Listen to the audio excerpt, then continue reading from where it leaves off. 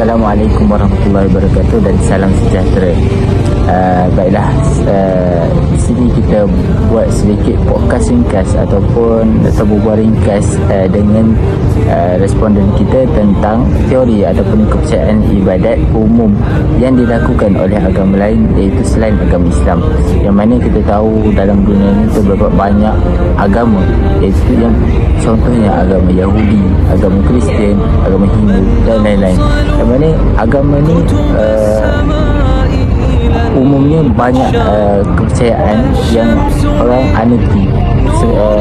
Yang mana di Malaysia tahu kebanyakannya ialah daripada agama Islam. Dan hari ini kita bercerita sikit tentang kepercayaan ataupun ibadat yang dilakukan oleh Cik Legend sendiri.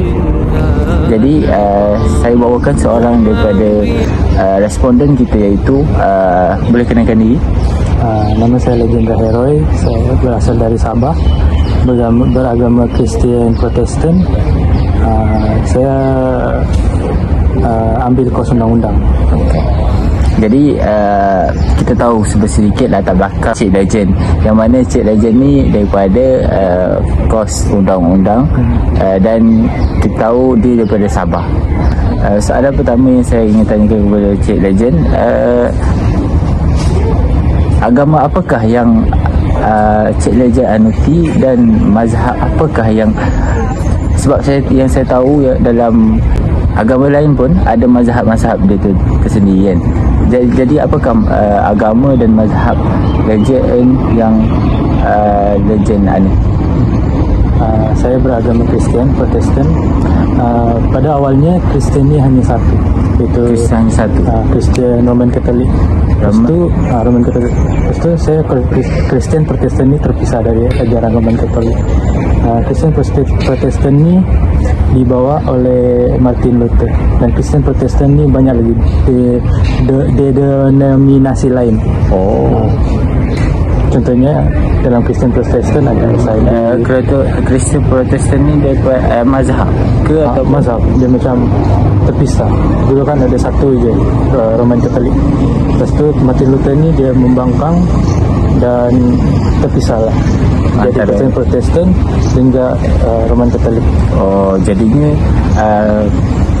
mazhab dia tu ada dua, betul? Ada tiga. Pertama Roman Katolik, Ortodok dengan Protestan.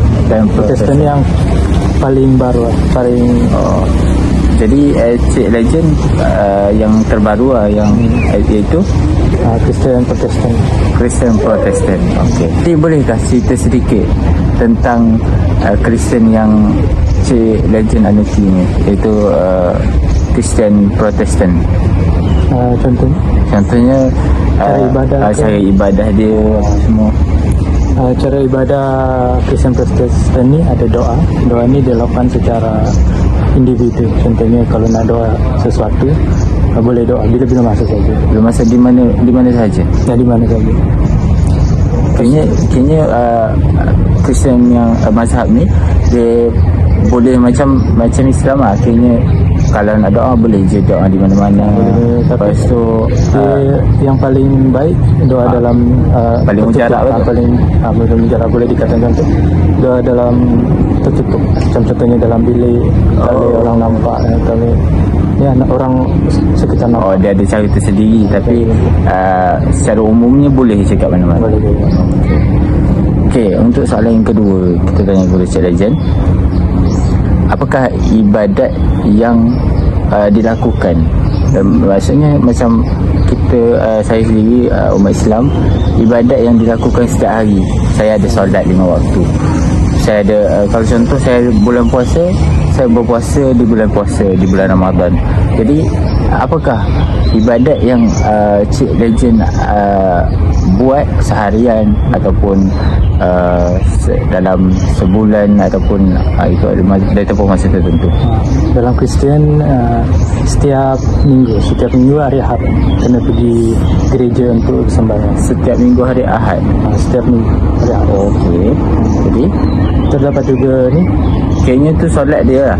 Solat sembahyang. Terdapat juga macam perjamuan kudus. Perjamuan kudus ni dalam 1 bulan tuh ada perjamuan kudus. Perjamuan kudus ini dia punya simbolik sebelum Tuhan kami Tuhan Yesus Kristus, sebelum dia disalibkan, ada perjamuan kudus dengan murid-murid dia. Lepas itu dia akan contohnya lap kaki murid-murid dia ini. Lepas itu macam makanan terakhir lah sebelum dia disalibkan, itulah ini perjamuan kudus. Terdapat juga perayaan lain. Dia yang perjamuan kudus ni dekat gereja juga ah. Dekat gereja. Perjamuan kudus ni contohnya 1 roti dan juga minuman merah. Minuman anggur. Minuman anggur ini dilambangkan sebagai darah Tuhan Yesus, dan juga roti ini daging. Kayaknya kita beri makan kepada Tuhan tu. Tak beri makan, kita yang makan. Faham. Tapi terdapat kriteria, terdapat ni yang boleh boleh makan tu. Orang yang belum dibaptis tak boleh minum dan makan perjamuan kudus. Dia ada untuk orang-orang tertentu lah, tak ada orang yang telah dibaptis lah. Yang belum dibaptis ni contohnya budak-budak 12 tahun ke bawah. 12 tahun ke atas boleh dah dibaptis, tapi dengan kerelaan sendiri. Contohnya ada yang 15 tahun, 20 tahun belum lagi dibaptis. Baptisan ni melambangkan baptis. Dia melambangkan betul-betul dan menerima Tuhan Yesus sebagai juru selamat. Okey. Dia ada dia ada umur dia tu sendiri lah, umur. Lepas tu dia syarat kelayakan lah untuk dia. Baiklah, soalan seterusnya saya ingin tanya kepada Cik Legend. Tadi kan ada yang solat 5 waktu, solat setiap hari Ahad. Lepas tu satu lagi apa, tentang perjamuan kudus. Yang mana saya nak tanya, adakah ada cara yang tertentu untuk kita buat perjamuan kudus ataupun ataupun ada pakaian yang perlu dipakai untuk ke sana, ataupun macam mana, ataupun bebas saja? Semestinya pakaian itu perlu sopan. Dan juga kalau doa tu perlu genggam tangan macam ni, tutup mata dan tunduk kepala, baru berdoa. Itu kini memang wajib dilakukan ataupun wajib. Sebab itu adalah tanda kaum macam itu lah. Kan dalam Islam ada solat, tentu dia perlu ada step-step. Kalau dalam Kristen, kalau nak berdoa dia perlu kunci tangan, tutup mata dan tunduk kepala. Itu di gereja sahaja ataupun kalau berdoa di mana-mana pun macam tu. Itu dia punya simbolik pada doa tu sendiri lah dalam tu. Jadi kalau untuk jamuan kudus tu macam mana? Jamuan kudus tu sama juga. Itu macam Cik Legend cakap tadi, yang dia bagi kita makan apa, roti dengan air anggur. Kini di gereja pakaian pun sama. Pakaian mesti sopan, tak boleh mencolok mata, singkat, sopan dalam macam pakaian bersih, maksud bersih. Maksudnya pakaian pun kena menutup semua. Kena menutup. Kini kalau perempuan tu dia menutup aurat semua. Menutup aurat. Dia tak boleh ketat dan juga nampak bentuk. Bagi lelaki pun dia kena sopan. Pakai, kalau boleh pakai kemeja, pakaian sopan. Pakaian yang tak sopan lah. Sebab kalau dari Islam sendiri pun ada contoh, kita ada haji kan. Haji dia ibadah haji ni dia kena pakai ihram semua. Ihram tu pun menandakan itu dia cakap syarat untuk kita melakukan haji sendiri. Sama macam tu sendiri, kena tutup aurat sendiri semua kan. Jadi okey, untuk soalan seterusnya kita yang guna Legend, iaitu soalan last lah. Sebab kita akan ambil masa dalam Cik Legend pun ada masa sendiri kan. Jadi soalan last ni kita tanya berkenaan dengan adakah ibadat yang dilakukan oleh Cik Legend ni di gereja tu dilakukan secara individu ataupun kumpulan? Kalau di gereja dia berkumpulan, terdapat satu jemaah, contohnya dalam satu kampung tu ada gereja, dia akan pergi dalam gereja ni akan sembahyang satu kumpulan. Kalau secara individu ni boleh dilakukan secara individu dalam rumah, contohnya dalam rumah seorang-seorang. Dia hanya berdoa, lepas tu baca kitab gitu kan. kalau berkumpulan dalam gereja, dan juga terdapat juga yang di kampung kami terdapat kelompok ni, contohnya ada kelompok Hosana, Glory, Emmanuel. Kelompok-kelompok ni akan menziarahi rumah jiran, lepas itu akan doakan jiran. Lepas itu terdapat nyanyian, terdapat doa, dan juga orang akan tanya apa yang tuan rumah itu nak minta doakan. Itu dia dilakukan secara berkumpulan. Oh, dia ada cara-cara dia juga tu. Oh, jadinya untuk secara berkumpulan ni, adakah setiap hari Ahad je, ataupun di tempat-tempat lain pun berbeza? Contohnya kan berkumpulan gereja yang seperti mana kita tahu, gereja tu ada sedikit kat mana-mana tempat. Jadi kalau semua datang hari Ahad, maksudnya full lah gereja tu. Dia tak boleh, sebab dalam Sabah kan Sabah banyak gereja. Dia terdapat satu kampung tu ada satu gereja ini. Kayaknya memang setiap hari Ahad kan, setiap hari. Dan juga yang terdapat berkumpulan tu tadi, berkumpulan tu dilakukan selepas sembahyang pada tengah hari Ahad, contohnya pada malam. Lepas tu 7 hingga 8 malam, kumpulan-kumpulan ni akan ke rumah jiran sembahyang. Tapi pada hari Ahad. Oh, tak kisah pada pagi, petang. Tapi kalau berkumpulan tu untuk malam lah. Selepas hari Ahad. Dalam agama Kristian Protestan. Ni mazhab dia ni. Mazhab Protestan. Okay. Jadi di sini kita dapat tahu sedikit sebanyak berkenaan dengan cara melakukan ibadat daripada Kristian Protestan, iaitu satu mazhab dia. Yang mana mazhab ni mazhab yang terbaru kan. Mazhab terbaru yang menentang Kristian Katolik. Dia menentang Kristian Katolik. Terdapat penyelewengan dulu. Penyelewengan contohnya surat pengampunan. Kalau orang nak bertobat, nak minta dosa dia diampunkan, kena beli surat. Itulah Martin Luther, dia menentang. Tapi banyak lagi dia menentang. Itu antara salah satu. Oh, itu sebab dia kayaknya dia keluar daripada Katolik tu, daripada mazhab Katolik kepada mazhab Protestan. Dan juga terdapat juga ni Bible, Alkitab ni dalam dulu lah agama Katolik hanya pedri ahli-ahli agama yang boleh baca Alkitab.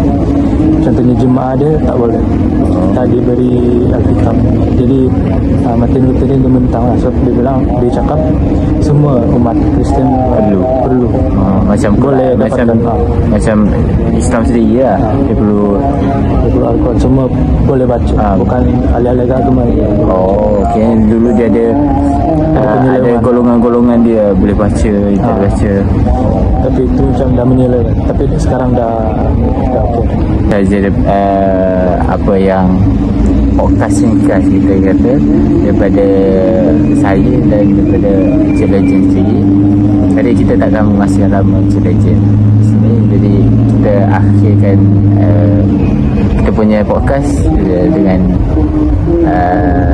kita ucapkan terima kasih kepada Cik Legend kerana sudi untuk berkongsi secara ringkas tentang ibadat ataupun cara-cara melakukan cara-cara teori ibadat umum yang dilakukan oleh Kristian Protestan untuk pengetahuan kita sendiri, insyaAllah. Jadi Assalamualaikum. Assalamualaikum warahmatullahi ta'ala wabarakatuh. Saya Sirhan, pelajar Usuluddin semester 4, akan membincangkan bersama-sama dengan responden yang saya bawakan hari ini berkenaan dengan tajuk perbandingan agama. Jadi, Cik boleh perkenalkan diri? Hai, nama saya Siti Natugah, jurusan Akhidah, dan saya berasal dari Kuching, Serian, Sarawak, dan menganut agama Kristian, which is Seventh-day Adventist. Okey, jadi kita akan mulakan perbincangan ni dengan sesi temu bual terlebih dahulu. Jadi soalan yang pertama, Cik sini dah bersedia untuk menjawab? Okey, soalan yang pertama, adakah terdapat waktu ataupun tempat cara tertentu yang wajib diikuti dalam melakukan ibadat tersebut dalam agama Cik Siti?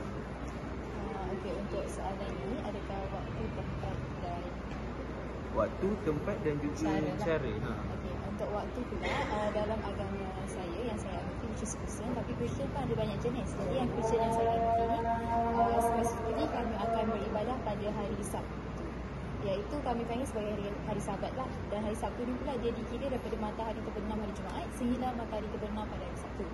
Dan juga ibadat tu akan dilakukan, utama ibadat tu akan dilakukan di gereja. Dan juga untuk arah, dia tak ada arah yang spesifik, tapi asalkan doa itu dipanjatkan dengan penuh kerendahan hati dan hati yang suci lah. Dan juga untuk pergi beribadat pun, apa yang ditekankan adalah dari segi pakaian juga, sebab kita nak menghadap Tuhan ni. Jadi pakaian pun perlu sopan dan mengikut tata tertib yang sepatutnya lah. Faham. Jadi seperti yang kita dapat dengar tadi, hari adalah hari Sabtu.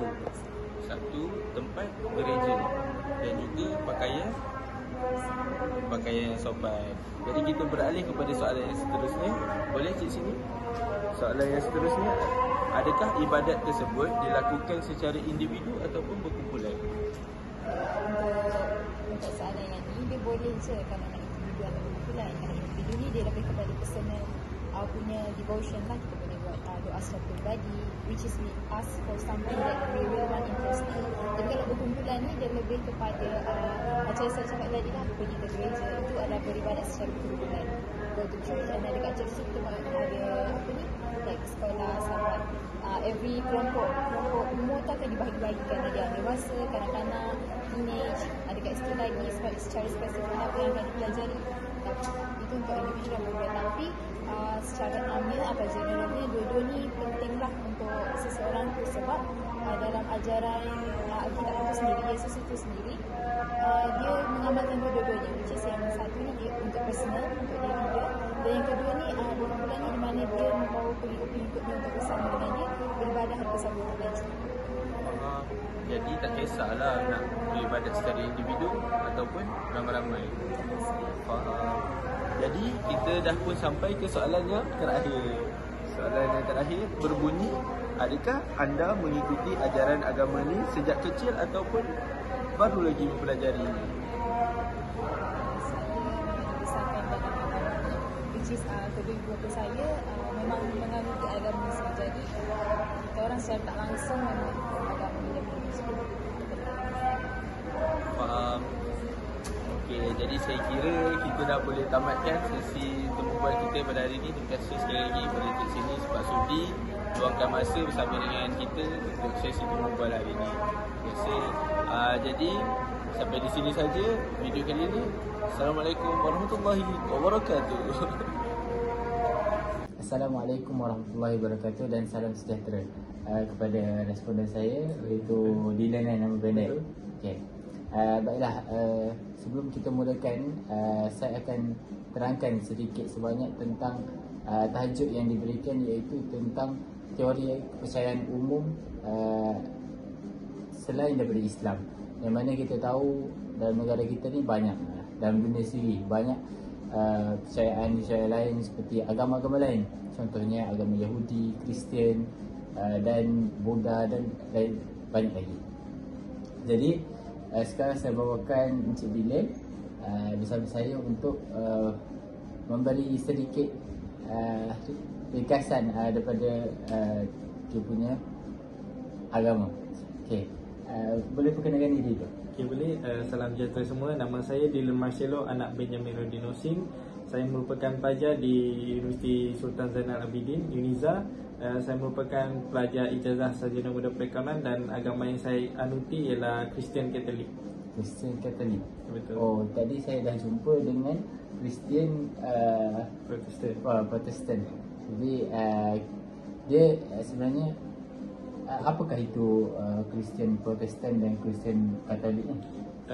Perbezaan antara Kristian Protestan dan Kristian Katolik ada beberapa perbezaan, iaitu sebagai contoh perbezaan dari segi cara sembahyang dan juga perbezaan dari segi kepercayaan. kepercayaan dalam Kristian lah. Maksudnya kepercayaan tu macam mana? Kalau nak cerita tentang kepercayaan, kalau dalam Kristian, dalam Kristen Katolik mempercayai tentang Trinity, iaitu Tuhan yang mempunyai 3 kepribadian.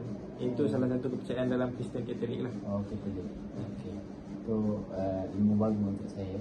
Jadi okey, kita masuk soalan pertama. Saya nak tanya Cik Dylan.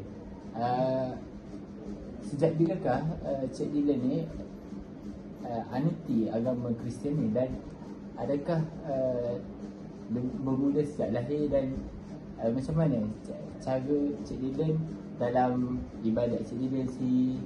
Okey, boleh terangkan sikit? Saya telah anuti agama Kristian Katolik ni sejak saya daripada lahir lagi, dan sejak daripada nenek moyang lah, sebab agama yang saya anuti ni ialah merupakan agama keluarga. Daripada turun-temurun. Turun-temurun, betul. Jadi boleh cerita sikit tentang cara solat ataupun cara ibadat yang dilakukan oleh Kristen Katolik?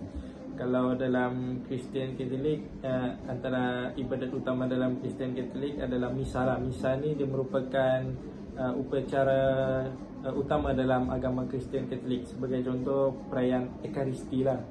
Perayaan Ekaristi ni dia dalam bahasa Roman bermaksud perjamuan. Jadi setiap Ahad Ekaristi ni akan diadakan untuk merayakan misa. Dalam misa lah. Setiap hari Ahad juga? Setiap hari Ahad. Jadi hari Ekaristi tu memang akan dirayakan dalam misa pada setiap hari Ahad. Okay, ni perayaan dia bukan macam perayaan orang Islam. Dia kalau perayaan Islam setahun sekali. Dia tak, dia perayaan dia digelar Ekaristi, tetapi dia merupakan untuk umat agama Kristen Katolik melakukan ibadat setiap hari Ahad lah. Kiranya ibadat lah, bagian daripada kalender Katolik. Okay. Selain daripada itu, saya nak tanya tentang apakah ada ibadat-ibadat yang macam kalau orang Islam tetap dia ada solat 5 waktu untuk seharian tu, dan bila perayaan dia ada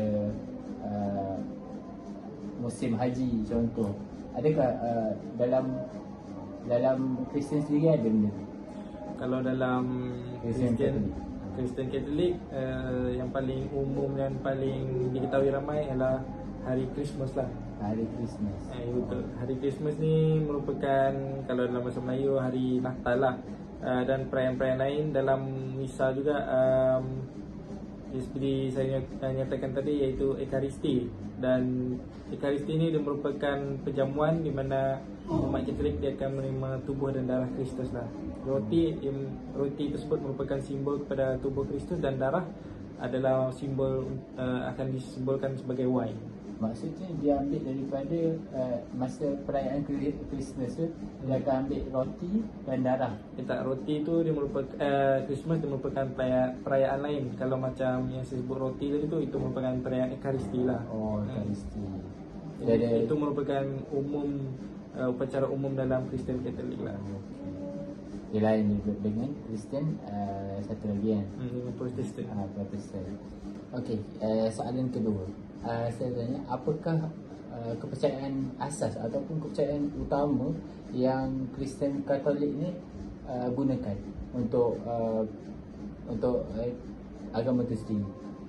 Okey, seperti saya nyatakan tadi, kepercayaan utama dalam agama Kristen Katolik ini ialah Kristen Katolik mempercayai Trinity. Trinity ni dia merupakan Tuhan yang mempunyai 3 kepribadian, iaitu kepribadian pertama iaitu Tuhan Bapa, dan kedua Tuhan Anak iaitu Jesus Christ, dan yang ketiga Roh Kudus. Dalam kepercayaan Kristen Katolik, Tuhan Bapa merupakan pencipta alam semesta dan segala isinya lah. Dan bagi Katolik juga, Tuhan Anak iaitu Jesus Christ merupakan anak Tuhan, di mana Jesus Christ ni dia merupakan penyelamat Tuhan semasa selepas kematian lah. Dan seterusnya Roh Kudus ni dia merupakan pembimbing manusia dalam kehidupan seharian. Oh, maksudnya ketika tiga Tuhan tu ada peranan dia masing-masing. Ada peranan masing-masing. Dia memang satu objektif utama lah. Dan ketiga-tiga Tuhan tadi dia dianggap sebagai satu trinity. Satu kepribadian. Okey, selepas itu Contohnya, apakah kepercayaan anda, Cik Dylan, tentang kepercayaan anda selepas mati? Seperti mana Islam sendiri, Islam kita tahu yang selepas mati kita akan ada kehidupan di alam barzah, alam akhirat. Dan apakah kepercayaan yang anda pegang sebagai Kristian Katolik sendiri? Okay, kalau dalam Kristian Katolik, kehidupan selepas mati sangat penting dalam Kristian Katolik, di mana umat Kristian Katolik percaya kepada kehidupan kekal lah, sama ada di syurga ataupun di neraka. Sebagai contoh, ianya bergantung kepada amalan yang mereka buat semasa hidup. Dan contohnya sebagai seorang umat Kristian Katolik perlulah menjaga hubungan baik dengan Tuhan lah. Dan itu antara salah satu faktor yang menjadi di mana mereka akan diletakkan selepas mati nanti, surga atau neraka. Dan seterusnya itulah, mereka perlu menjaga hubungan dengan Tuhan dan sentiasa beribadatlah dalam Kristian Katolik. Jadi dia kehidupan selepas mati juga. Itu antara salah satu kepercayaan selepas mati dalam Kristian Katolik. Percaya dengan kehidupan kekal, sama ada di syurga ataupun di neraka. Kalau di syurga, Kristian Katolik mempercayai bahawa kalau di syurga mereka akan diletak di sebelah dengan Tuhan lah, bersama-sama dengan Tuhan di syurga.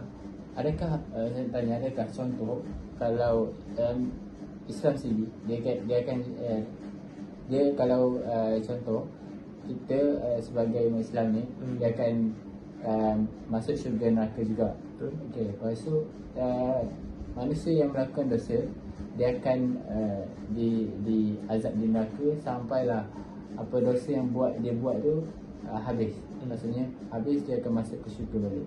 Tapi adakah begitu juga dengan, kalau bagi pendapat Kristian, seperti saya nyatakan tadi, kehidupan yang kekal lah selepas kematian, di mana mereka akan kekal lah di maksudnya kalau dia tak akan keluar daripada neraka. Betul, sebab yang Kristian mereka telah diberikan peluang semasa hidup, dan mereka perlulah menjaga hubungan baik dengan Tuhan lah semasa hidup. Jadi itu merupakan peluang bagi mereka lah. Dan kayaknya sekali je hidup, sekali saja. Itu juga dinamakan sebagai kehidupan kekal selepas mati. Okey, baiklah, kita ke soalan terakhir yang mana kita tak nak ambil masa lama Cik Dylan. Jadi apakah jenis ibadat yang sering dilakukan ataupun jenis ibadat yang secara umumnya ada dalam Kristian Katolik? Okey, ibadat utama dalam Kristian Katolik seperti saya nyatakan tadi adalah misa lah. Misa tu dia dikenali dalam Kristian Katolik perayaan Ekaristi, di mana perayaan Ekaristi ni dia memang akan dilaksanakan pada setiap hari Ahad. Dan pada hari-hari penting dalam kalender Kristian Katolik sendiri, sebagai contoh seperti Natal, Paskah dan juga perayaan-perayaan lain lah. Dalam misa, umat Katolik menerima Ekaristi yang dianggap tubuh dan darah Kristus, seperti yang saya katakan tadi, iaitu berbentuk roti dan juga wine. Oh, maksudnya dalam perayaan ni dia akan ambil roti dan darah dan darah daripada wine, merupakan simbol lah, simbol. Dan seterusnya, kalau dalam Kristian Katolik, mereka juga akan melakukan sembahyang, dan antara sembahyang yang dilakukan terdapat beberapa jenis sembahyang, iaitu pertama sembahyang Bapa Kami, iaitu kepada Bapa lah. Itu maksudnya setiap hari ataupun setiap hari Ahad lah, ibadat utama. Dan seterusnya Salam Maria. Salam Maria ni dia merupakan doa ke atas Maria yang merupakan ibu kepada Jesus, yang telah melahirkan Jesus. Dan akhir sekali doa Rosary. Doa Rosary ni dia seperti doa yang digunakan menggunakan rosary, seperti rantai lah. Jadi ketiga-tiga doa ini memang merupakan doa utama dalam Kristian Katolik. Dan seterusnya ibadat ibadat dalam Kristian Katolik juga melibatkan berpuasa dan berpantang semasa musim Prapaskah sebagai tanda penyesalan di mana persiapan untuk Paskah. Dan selain itu antara yang dilakukan ibadat utama dalam Kristian Katolik iaitu pengakuan dosa.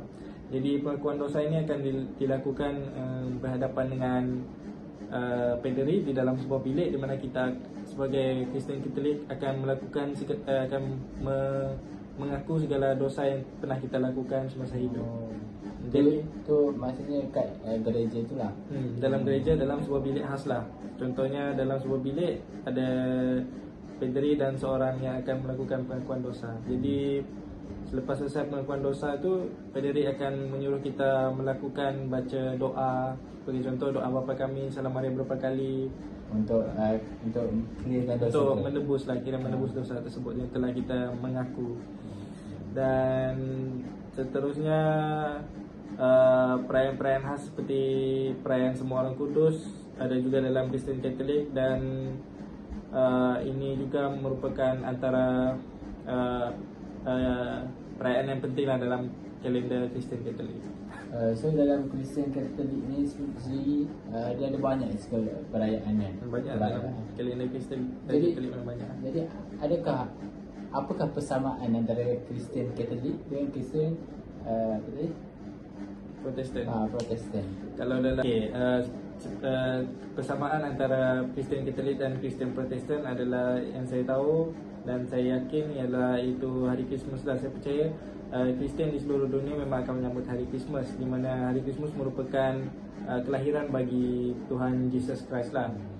Dan saya yakin semua Kristian juga percaya kepada Tuhan Bapa dan juga Roh Kudus, ataupun dalam bahasa Inggerisnya sebagai Holy Spirit, yang di mana Holy Spirit ni dia akan membimbing setiap umat Kristian dalam melakukan aktiviti seharian lah. Jadi di sini itulah sedikit sebanyak perkongsian yang diberikan daripada Cik Dylan, yang mana sedikit sebanyak kita tahu yang ada persamaan dan ada perbezaan di antara Kristian Katolik dan Kristian Protestan. Maaf. Jadi maaf kerana ambil masa sedikit. Okey, itu sahaja daripada kami. Saya ucapkan terima kasih kepada Cik Dylan kerana sudi meluangkan masa bersama saya untuk beri penjelasan tentang sedikit sebanyak tentang teori kepercayaan agama lain, iaitu agama Kristian itu sendiri. Jadi saya ucapkan terima kasih sekali lagi dan Assalamualaikum. Terima kasih.